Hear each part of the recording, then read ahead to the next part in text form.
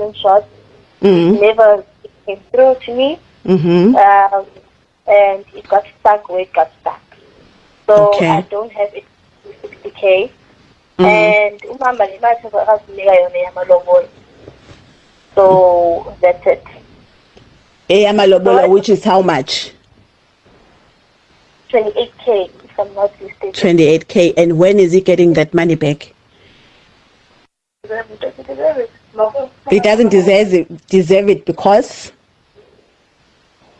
I get that's my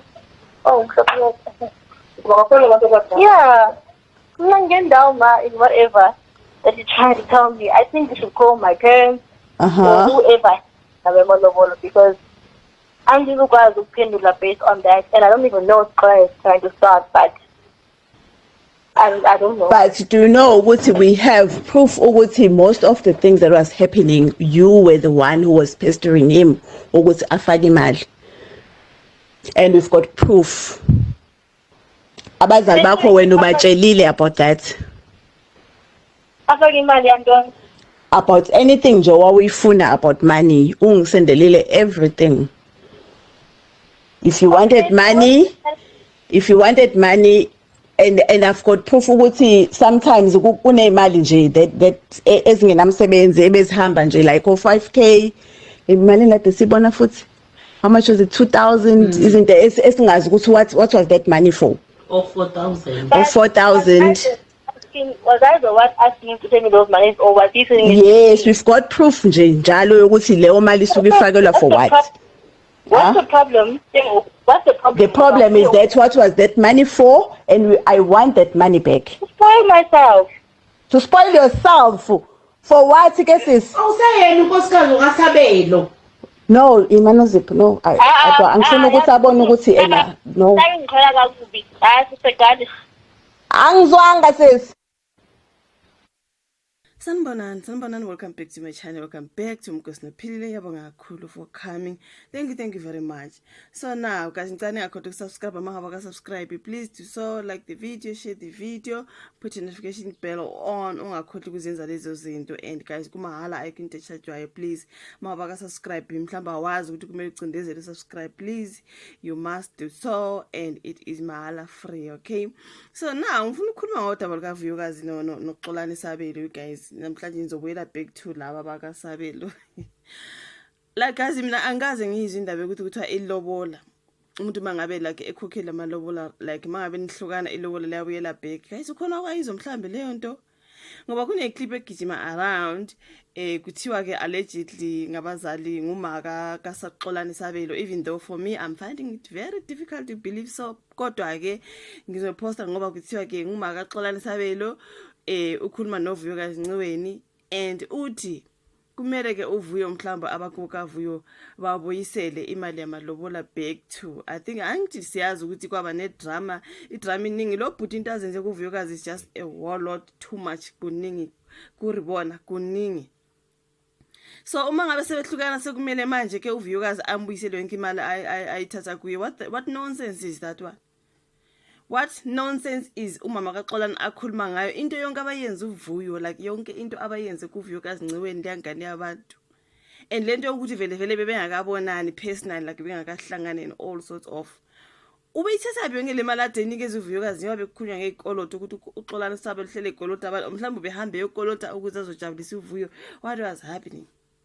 Siyakhumbula gazi ukuthi uVuyokazi Ncweni wasuka kuMpumelelo Mseleko, right? Ngumama wengane ezikaMpumelelo Mseleko ezimbili. Waseshiya ke ngoba engakhona kwangale kaMseleku, wase kuthiwa uthole nanti isoko kuXolani Sabelo. Emva kwaloko kwaba nje indaba yekoloto zikaXolani, uXolani emkhuluma kabi kuBaby mama wakhe. I think okunye kwakho ngeke ngakuposta lana lo bhuti lehlala ehleba uVuyokazi kuBaby mama wakhe nakubangani bakhe, sort of, you know. Kuningi nje ade sikubona kusenza uXolani Sabelo ekhuluma kabi uVuyo, ubephethe kabi uVuyo. Yena ule ngako UK kuthi unguchef ntontonton uVuyokazi ula ngasemzansi. Kuthiwa yena okay umlobolile, sabona nje malobolo thizeni, sabona uningi nje when it comes to uVuyo noXolani. Kwathi umlobolile, okay siyavuma, sazobona ke i-proof zonke bezikhona la online, singazi ukuthi bezi-proof enough kangakanani ukuba iqiniso ukuthi uXolani ukhuluma nobani bani, ukhuluma noVuyo, ekhuluma nje nangokuthi akamthandi. Kuningi nje into ade esihleba, lo bhuti uhlalela ukuhleba nokukolota abantu nayo yonke into. Ngaze ngazibuza ngathi indoda enjani le yona indoda enjani ehlalela njalo ukukhuluma nje. Lo bhuti ukhuluma njalo, lo bhuti uyakhuluma. So at the end of the day ke namhlanje ngoba uVuyo sebonile ukuthi lento le ayizokungisebenzela, ethi ngiphume. Umama kaXolani Sabelo unesibindi sokuthi athi ufuna imali elobola back njani mntakaba. Wayibona apho ukuthi ilobola liyabuyela back emva. uVuyo uzathi fuse gani, mina ngithi yabalaya nje abafusekisi ngoba vela ayikho.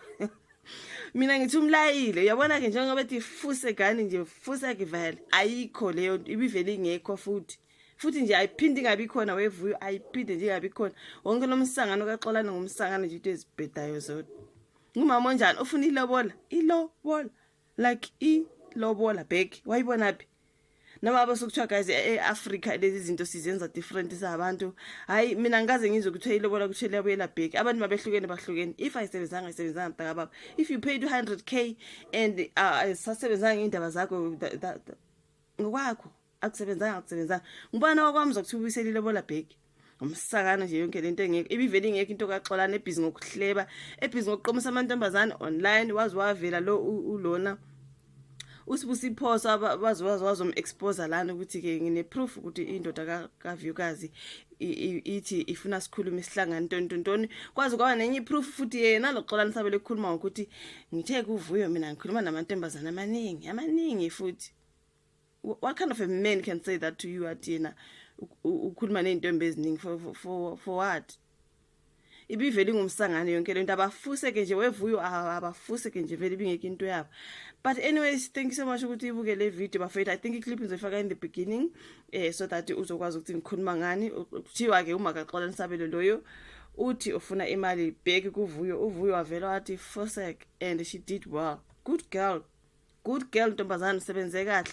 Batshelwa njalo umamezala iyadlala guys. Adlala ngifuna ukukhohlisa abantu kodwa ukuthi baphendule omamezala kanjalo, but hayibo yabona lo ume ngabe uma kaXolani akayi shame. Thank you so much for watching the video. Like, subscribe, share. Sizophe sibonane kwenye landelayo. Bye.